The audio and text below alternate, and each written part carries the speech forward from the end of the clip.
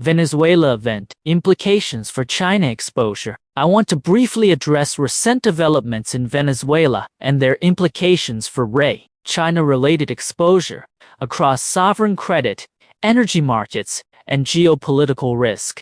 This is not a political update. It is a risk assessment update.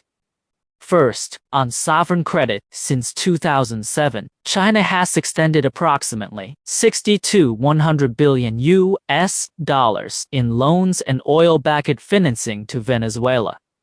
This represents one of China's largest bilateral sovereign exposures. The repayment structure relied heavily on crude oil shipments rather than conventional cash flows. With the removal of the Maduro government and the establishment of a U.S.-backed interim authority, that repayment framework is no longer intact. The new authorities, supported by Washington, have signaled that prior obligations may be challenged under the doctrine of odious debt. If this position holds, a meaningful portion of Chinese claims could become legally unenforceable. From a credit perspective, this materially lowers recovery expectations and weakens China's track record.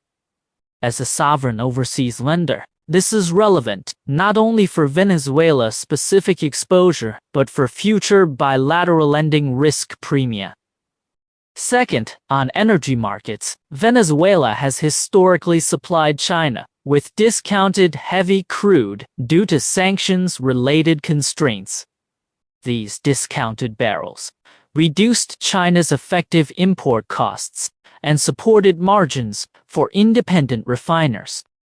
That channel is now effectively closed. Export terminals are under RU's oversight. Previously undisclosed shipments have stopped. Production is expected to transition toward U.S.-aligned operators with pricing normalized to global benchmarks for China. This implies structurally higher energy input costs at a time when domestic recovery remains uneven. The knock-on effects include higher costs across petrochemicals, manufacturing, and logistics. This represents an external inflationary pressure with limited near-term offsets. Third, on geopolitical signaling, Venezuela was China's primary strategic foothold in Latin America. The speed and decisiveness of Maduro's removal matters more than the outcome itself. It demonstrates that financial alignment and sovereignty claims do not translate into security guarantees.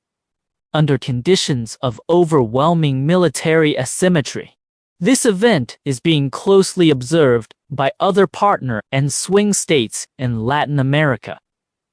Countries such as Brazil and Colombia are reassessing alignment risk. In Europe, peripheral partners, including Hungary and Serbia, are drawing similar conclusions. The effective reassertion of Monroe Doctrine logic raises the cost of China's overseas commitments. This has implications for the credibility and scalability of China's global security initiative.